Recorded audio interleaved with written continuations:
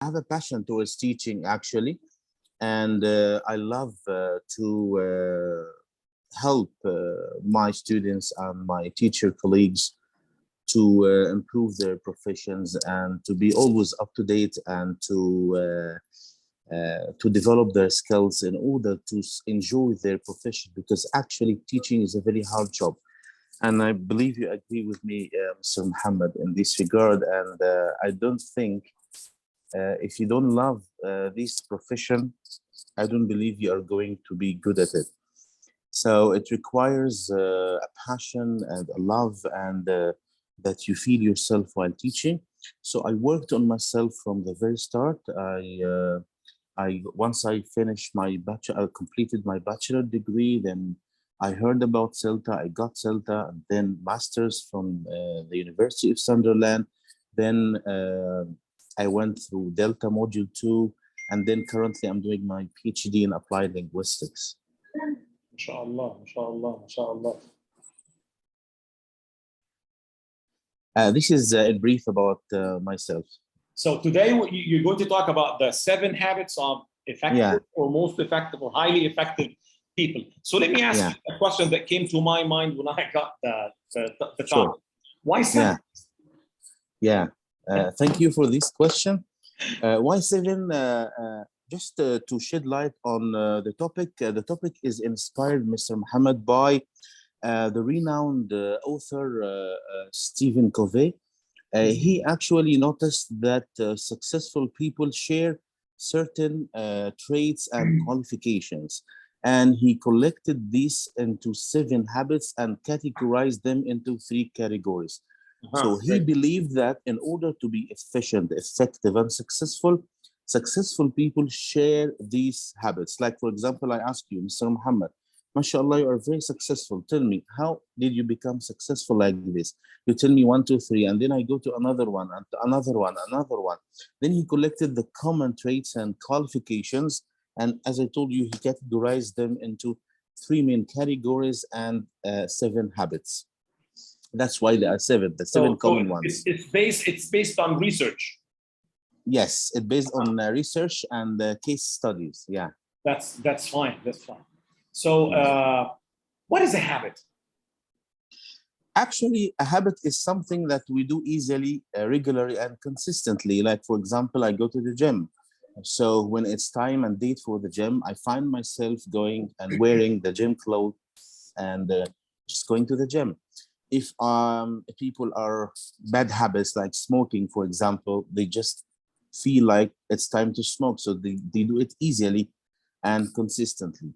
And in order to develop regularly, yes. And in order to actually to develop, some people stick to their old habits. They are fixed mindsets.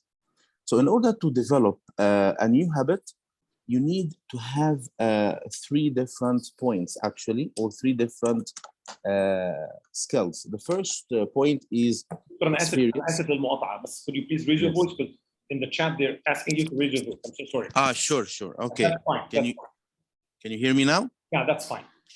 Okay. I was saying that in order to develop a new habit, because, as teachers, we need to be up to date. I think not only teachers, but all people needs to be up to date. Like, for example, a surgeon, physician, a teacher, a lawyer, anyone needs to be up to date. So in order to develop a new habit, you need to get 3 things in mind. Number 1, experience, skill, and the willing to do these things, the desire to do that. And if you allow me to share my screen, Mr. Muhammad. Yes, from which account? I can share it. Yeah, you can share it with your co-host. Both of them. Yeah. Can you see my screen? Yeah, we can see it now. Okay. Second. Okay. So actually, he developed what he called. Okay. He developed what he called maturity continuum. Maturity continuum that happens within the 7 habits. The 7 habits move us progressive on maturity continuum from dependence, independence, and interdependence. When we are children, we depend on our parents, with our elder brothers and sisters, and then we develop our own independence until we grow older, and then we become dependent on each other. So the seven habits are: be proactive, begin with the end in mind, put first things first, think win-win, seek first to understand, then to be understood, synergize, and finally sharpen the saw. These are the seven habits. And as I told you, Mr. Muhammad and our dear guests here, that he has categorized them into three main categories. The first categories, or the first three habits, fall under the personal victory. The other three habits under, or they categorized under the name of group or team victory. And finally, sharpen the saw, he give it a category, and it's called practice or relaxation. Let's go first with being proactive. Let me ask you first, what is meant by being proactive? Actually, being proactive, or let's ask another question. What is the difference between being proactive and being reactive? Actually, being proactive, let me just give an example on this. If my manager in my school or wherever I work insulted me, the reactive person would simply insult him back, or beat him, or maybe go to resign, and he will do something immediately, and he might regret later he did that thing. So the difference actually between being proactive and interactive is this. Look at this. This is the stimulus and the response. The first one is the reactive. The second is the proactive. What do you notice here? There is a space in the proactive focus. There is a space between a stimulus and the response. What is the benefit of this space actually? Like, for example, let's get back to our example. My manager insulted me. I didn't give myself any space to think of alternatives and options. I only had one option, which is I have to take revenge. This is against my dignity, so I have to react immediately. So I beat him, I insult him, I resign, and then I regret later. But the proactive person actually would give himself this kind of freedom to choose. And this is actually the importance of being proactive. Being proactive means simply just hold on, wait. Don't go through decisions right now. Just give yourself some time to think, some time to consider other alternatives and options. And this is the difference between being reactive and being proactive. If you are proactive, you might consider other options, like I'm not saying that this is right, but you might think of blackmail your manager, or take it against him one day and just keep it in your chest until it's the right time to release whatever you have. So this is the difference between the two different characters, right? Being proactive, there is, as we said, there's a space between the stimulus and the response. Don't respond immediately. And maybe that's why, Mr. Muhammad, we find a good manager would always say, okay, let me think and get back to you. Let me think and consider other options, and then I will reply later. But maybe a less qualified manager would give you a response immediately. Furthermore, Dr. Muhammad, yes. I'm sorry to interrupt you, but no problem. Can we say that this comes by experience in life? I mean, when I'm young, I used to be like this person who would kill his manager. Yeah, now, exactly. Now I think a lot before taking any kind of reaction, because I have other things, other considerations. I have a family. Yes. I have a lot of things to think about before taking this action. So can we say that experience in life takes part in becoming proactive, or is it something that we learn? Yeah, because cumulative experience actually help us to consider what we used to ignore before. Like, for example, and as you said, when I was young, I have less experience, I'm passionate, I would react immediately. But now with experience and after a lot of regret, actually, because of the rushing decisions, now I think I don't want to regret. So what is the solution? Be proactive. How to be proactive? Just give yourself Give yourself space some and time time. to think. Some time and space to have the freedom of choice. Furthermore, that something that Stephen Covey added to this is that proactive people, or actually he explained two circles in our life. The circle of concern, as you can see. Can you see my screen, Mr. Muhammad? Yeah, we can see it. Yeah, go ahead. Yeah, the circle of concern and the circle of influence. What is the difference between circle of concern and circle of influence?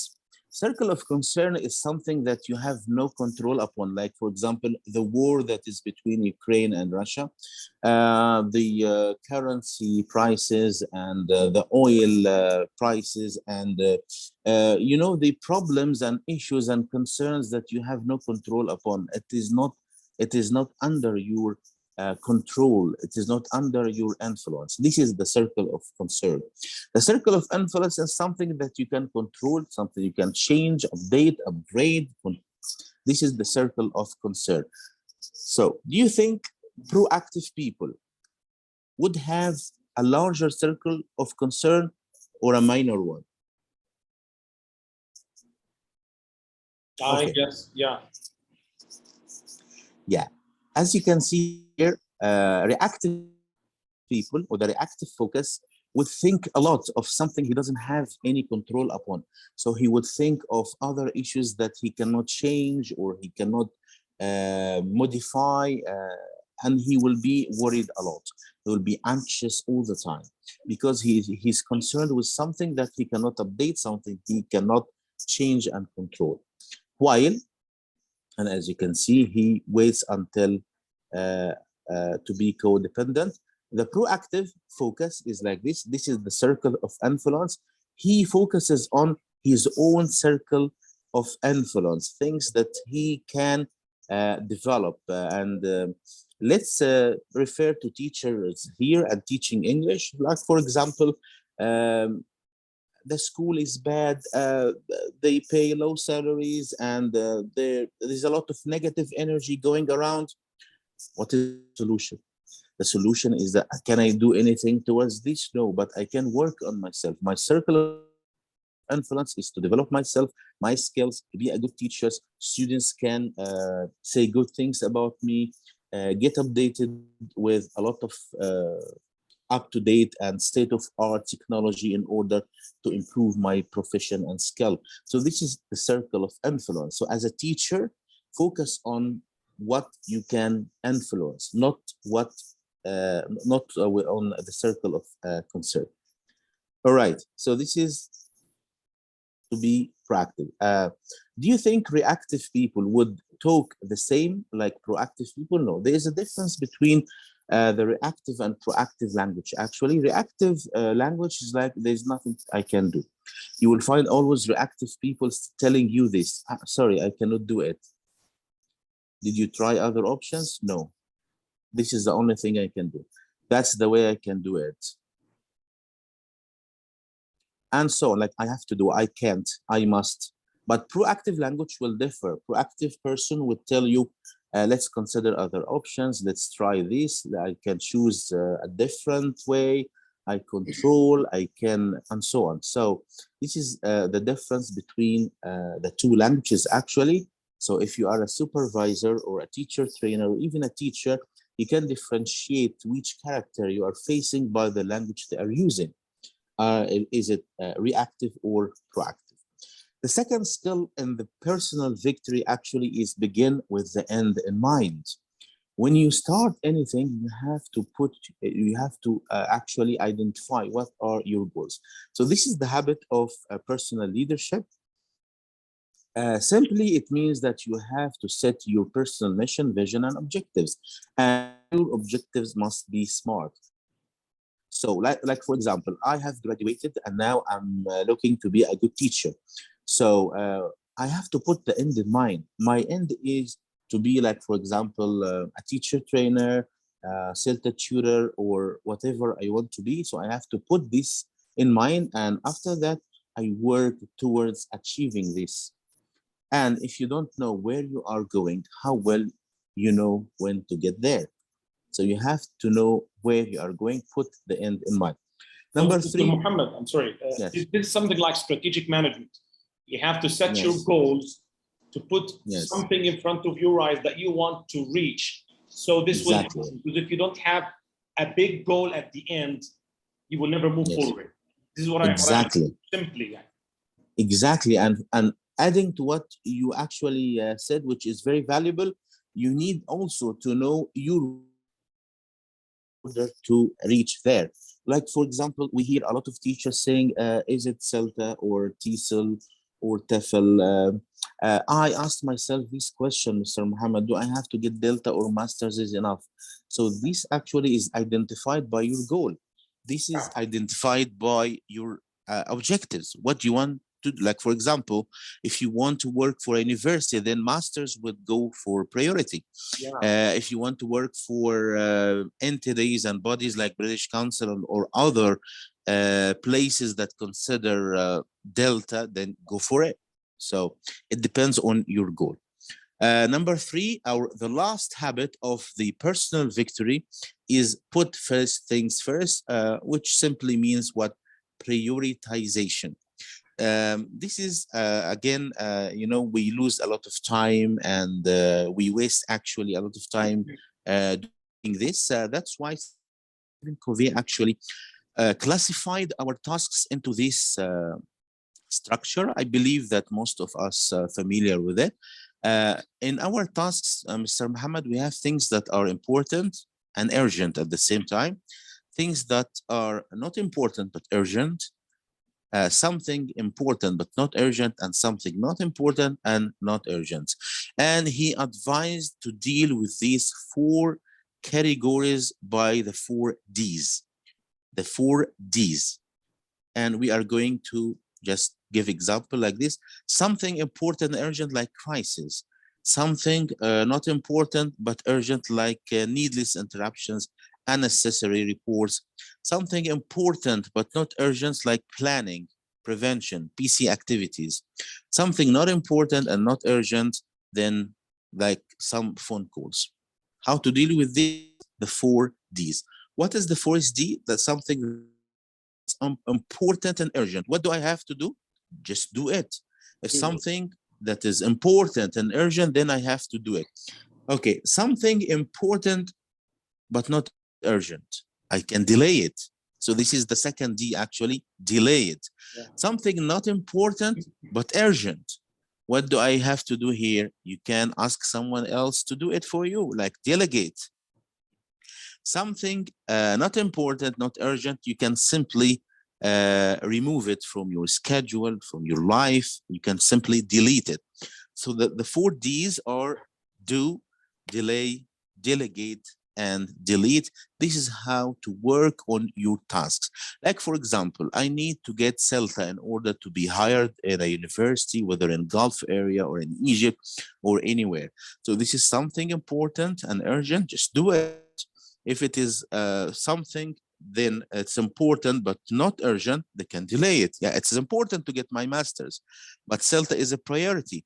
So it is important, but it's not urgent. So let's just delay it, and so on. So this is how to deal actually with your tasks in your life, whether in teaching, family, business, whatever. Then you have to consider this. This is very useful. And Stephen Covey actually made the famous experiment. You can find it on YouTube. He asked his students and followers to bring a glass jar, and he filled it with a big rocks, as you can see. And he asked his students, do you think the jar is full? They said yes. He said no. And then he started to put some smaller rocks. So the smaller rocks penetrated the bigger ones, and he asked them again, do you think now the jar is full? They said, yes, of course, it's full. He said, no, actually, it is not yet. He started to put some sand and then some water until finally he said, yes, now the jar is full. How can we benefit from this experiment? We benefit from this by when you have urgent and important things, they are the bigger rocks. So start with them, because if you fill the glass jar with the smaller rocks, there is no space for the bigger ones. If you start with less important tasks, there is no space, there's no time, there is nothing to do with the bigger ones, which actually have more priority than other smaller rocks. So what is the point here? Put the big rocks first. So these are the 3 habits of the personal victory. What are they? Just very quick summary. The first habit is being proactive.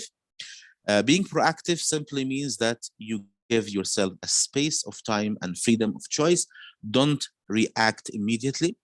The second habit is what I forgot. The second habit is put first things first, which is prioritize your tasks and whatever you need to do. Now let's go to the habits of public victory. Number 1, think win-win. Can I ask you a question? I'm sorry. Yes, please. Yes. So the first part, the first 3 habits here are about myself. Exactly, yes. How Personal I victory. control or manage myself. Yes. Now we're going to move to something that's related, maybe as I understood, to dealing with others. Yeah, exactly. Okay. This is actually how to work together and being in a team, because maybe you are a very good, and actually I met these people, Mr. Muhammad, they are very good. They are excellent. They are amazing teachers, but they cannot achieve the spirit of the teamwork, and they cannot work with others. And this is a big shame, and this is actually a big problem that hinder their progress and development. So Stephen Covey actually introducing these 3 habits of the team victory or group victory. Let's call it team victory. I like this word actually, because working in a team is a very good, it's a blessing actually. So the first habit of working in a team is what? Think win-win. Sometimes when you argue with someone, he will tell you, okay, and he has something in mind. He wants you to lose, and by making you lose, he thinks that he has won. But because you lost this debate, discussion, deal, or whatever, you are preparing to take a revenge, and then in the next time, you are very keen to win and I lose. So what is the best way to handle this actually? There are 6 philosophies in this human interaction, or 6 modes of communication. Number 1, win-win. It means that we both win. Number 2, win-lose. You win and I lose. Number 3, lose-win. I lose and you win. Number 4, lose-lose. It means no one of us wins actually. Number 5, just one person wins. And number 6, win or no deal. So what do you think the best way of communication here? Of course, it is the win-win situation, or the you need to bring in mind that when we communicate, the best thing to do is that we both actually have victory, not only one. A win-win character consists of 3 traits. In order to enjoy this kind of win-win attitude, and let me focus on attitude, especially in teaching, because some people, again, are very good teachers, but they have negative attitude. And in order to have a positive win-win attitude, you need to enjoy 3 traits. Number 1, integrity. Number 2, maturity. And number 3, abundance mentality. And let me focus here, Mr. Muhammad, with abundance mentality and explain the difference between abundance mentality and scarce mentality. Abundance mentality, like what? The abundance mentality is empowering people, following the 3 don'ts. So the abundance mentality people, they follow 3 don'ts. The first don't is don't compare.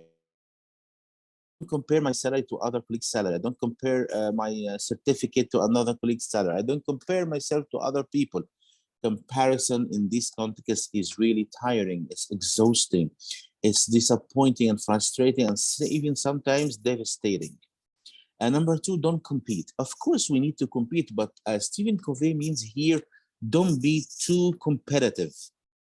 Don't be too competitive. And if you allow me just to give an example here of a very famous situation that happened between Steve Jobs and Bill Gates. Steve Jobs, one day, he displayed, he made a video conference, and all of a sudden, the audience saw Bill Gates on the screen, the big screen in the meeting hall. They started to be angry and they shout against Bill Gates because, you know, Microsoft is a very strong competitor to Apple. And after they calmed down, Bill Gates actually announced that he is going to give Apple a donation of lots of millions of dollars. I don't remember exactly, but he made a very big donation to Apple. So from this, actually, it means that I don't have, in order to be bright, I don't have to kill you. We both can succeed. We both can, the market can encompass us all. It is not only you or nothing. If you have to be successful, then you have to be, the other competitor must be failure. So you have to have this in mind, that don't compete, don't be too competitive. Don't think like, okay, if I want to be number one, then I have to remove, eliminate, and get rid of my competitors. We can both live, we can both succeed, and we can all be bright. This is the abundance mentality, and this is abundance mentality people. How do they think? Number three, don't criticize. Don't be critical all the time. Don't criticize, even with your children. Don't criticize your children a lot.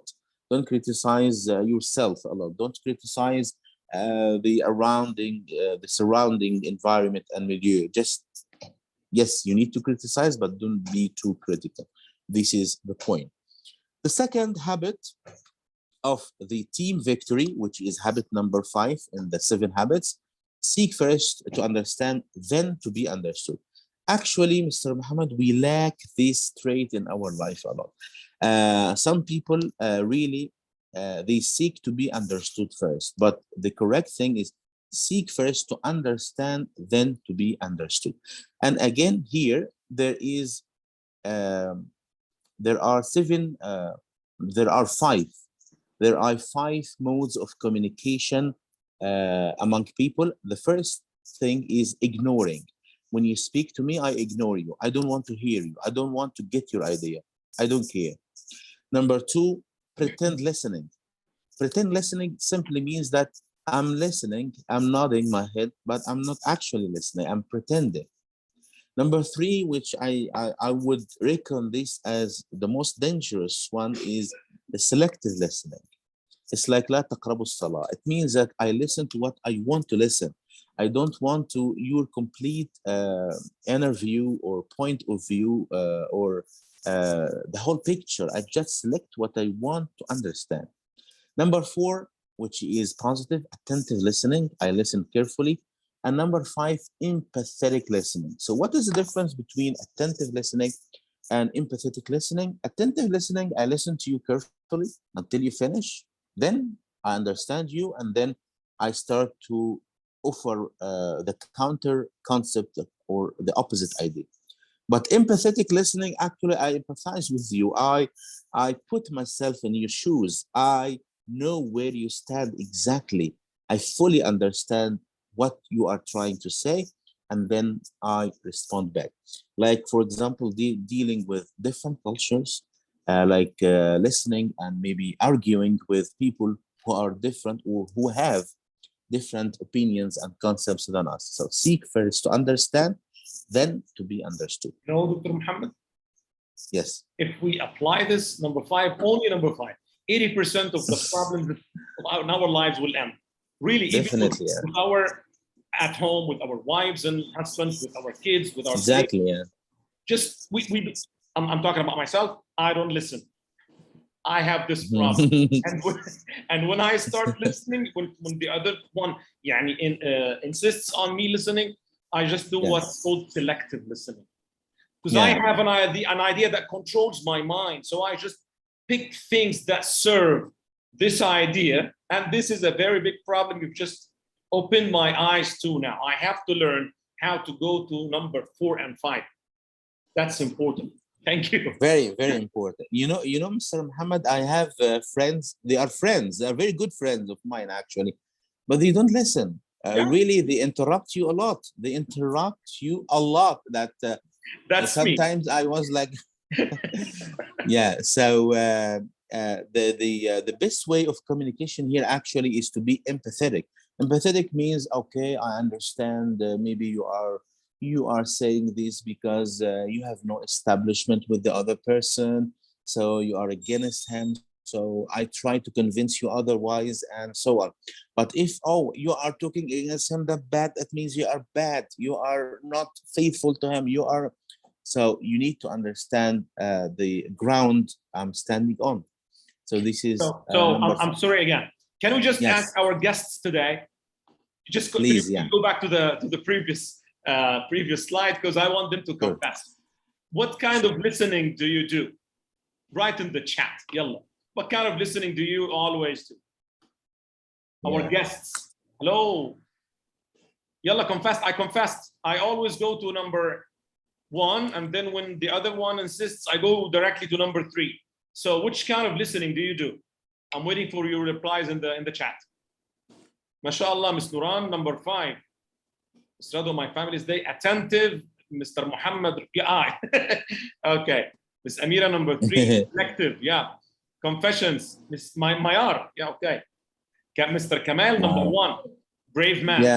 Isra, number 2, pretending. Ignoring. Attentive, Ms. Radwa, okay, great.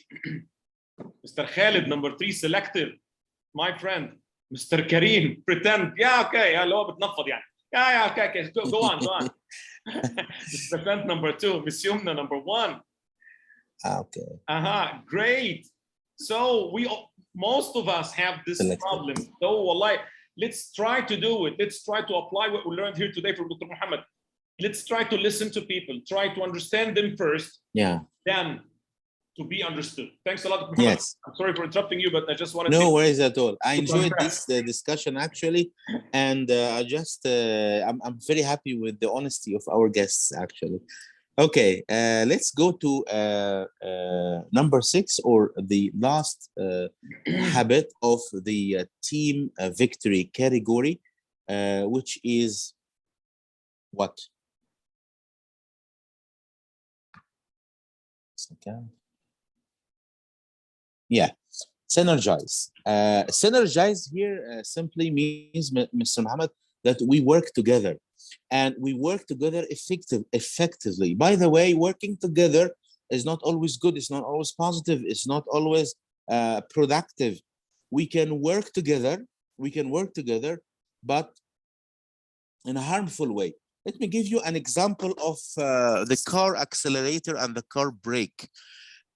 If you press on the accelerator and the car brake at the same time, what will happen? Your legs are working together, but they are not working synergetically.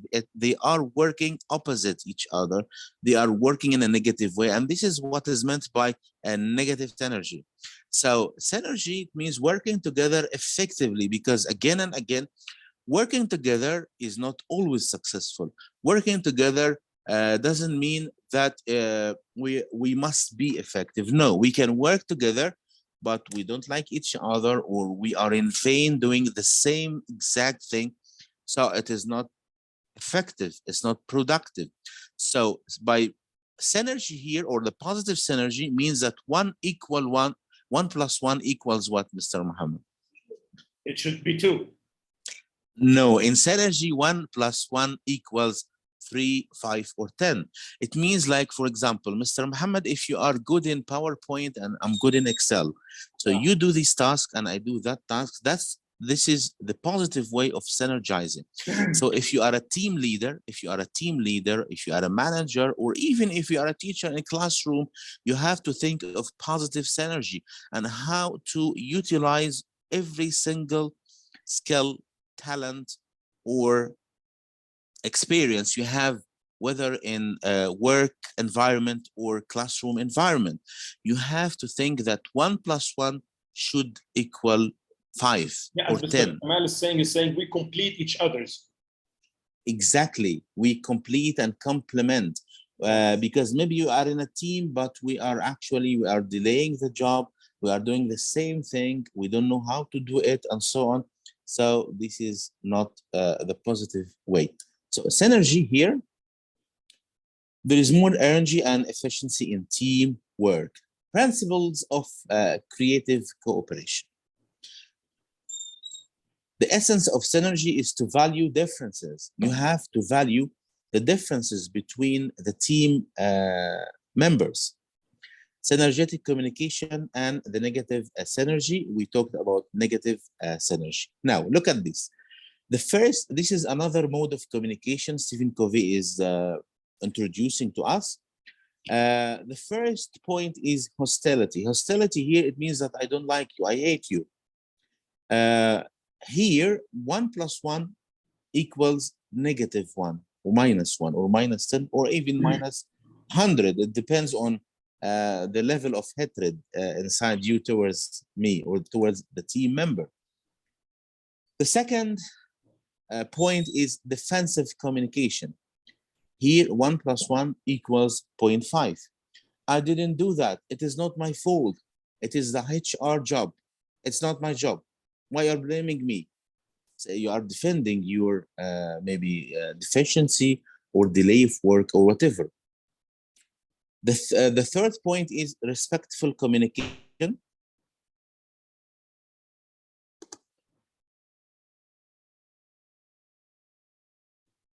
Muhammad?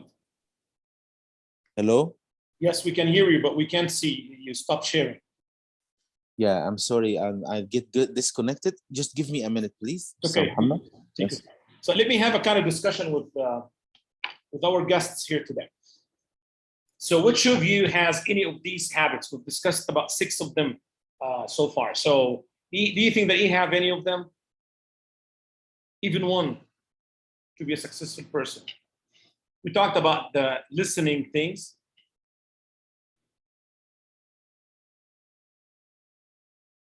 No one has anything? Sure.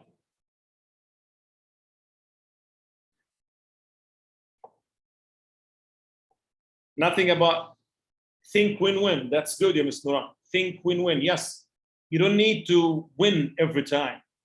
Put things first. Put first things first. Yeah, great, Ms. Amira. What about the others? And also think win-win. What about the rest of our guests today? Nothing?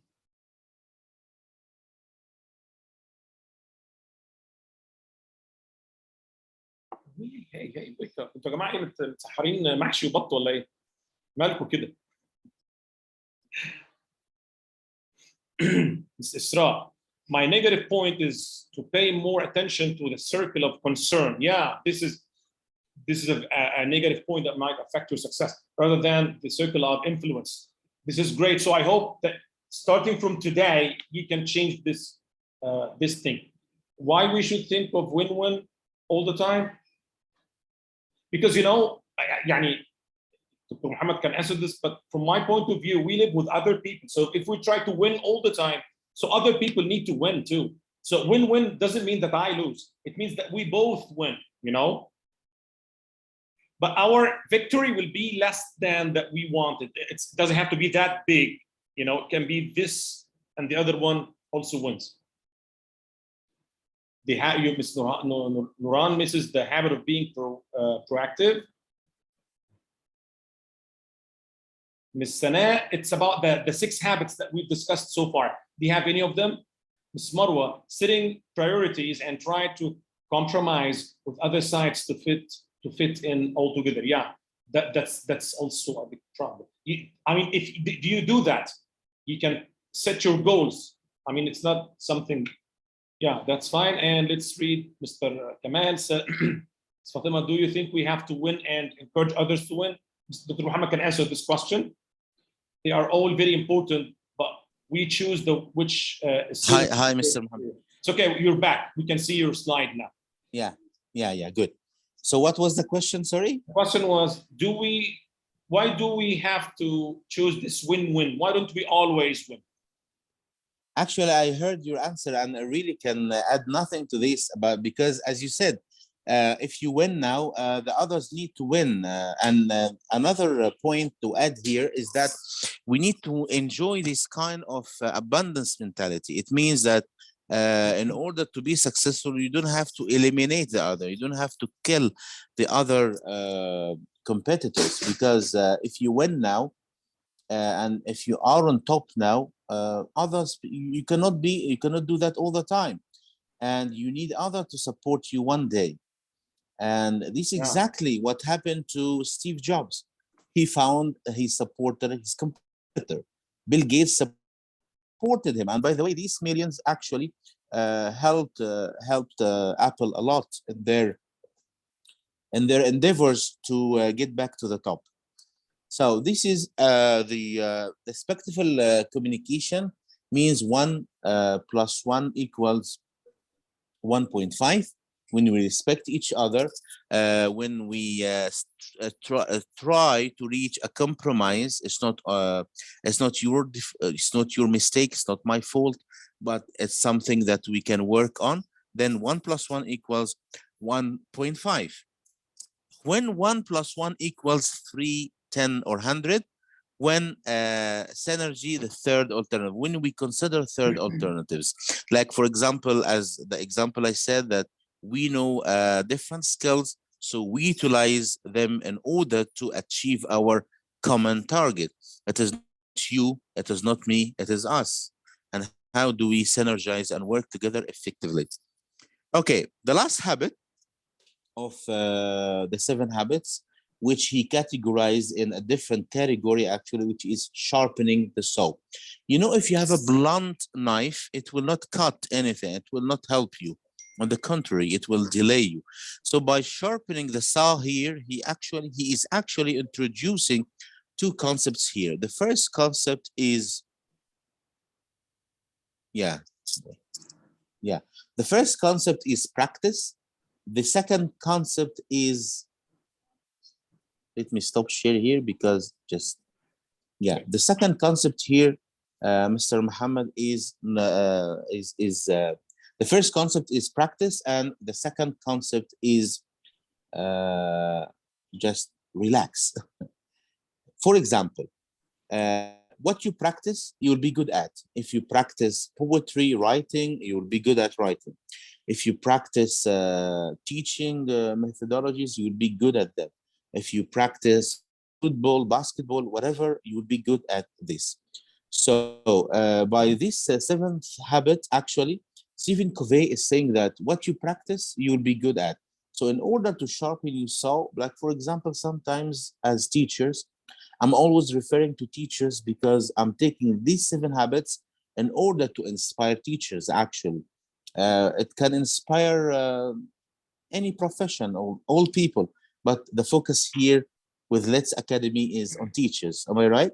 Yes. So as a teacher, Mr. Muhammad, sometimes you find yourself blunt. I'm sorry to say that. Yeah. You find yourself, let me talk about myself. Sometimes I'm boring. I don't have the same enthusiasm I used to find with teachers, with students. I find myself that I need really to do something different, something special, something to attract and get the attention of my students or colleagues. So how to sharpen the saw, how to sharpen your knife and sword, what to do? 2 things. Number 1, practice different methodologies, practice different up-to-date strategies, and practice makes perfect. The second thing is to disconnect sometimes, to have your own vacation and just forget about anything, just to disconnect. Yeah. That's very important. Yes, because some people, Mr. Muhammad, believes that when they work a lot, this will add actually to their to the work benefit or to the business interest, and this is not true. By experience and by research, when you have some time off, when you disconnect, this will recharge your energy and power, and this actually will consider this will help you to consider, and we'll get back. You will be back with very good and very good power, and also you will try to find something new. You will have a new spirit, and you will find yourself a new person. But if you keep working all the time without stop, this is not good. This is not good at all. So in order to summarize how to sharpen the saw, practice good and updated strategies and be updated.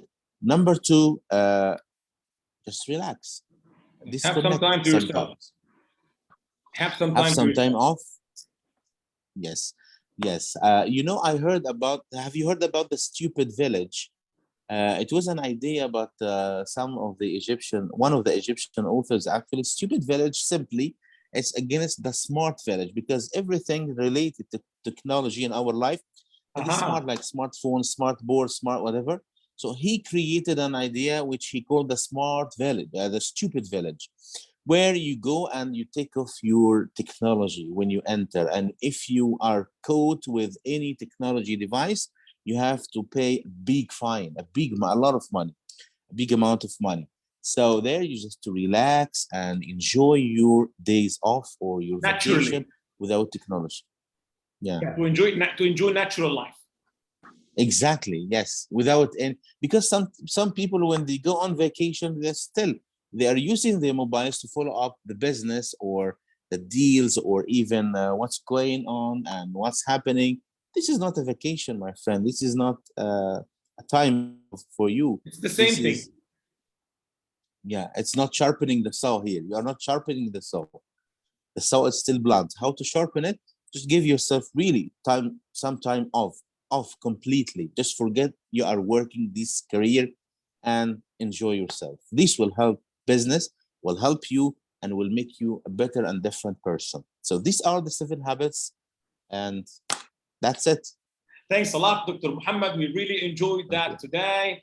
And I myself benefited from these 7 habits, because I will try to apply some of them. I could find some problems that I used to suffer from, but no one ever pointed at them to me. Today, you just you shed light on these dark points that I personally have in my character, and I will try to work on them.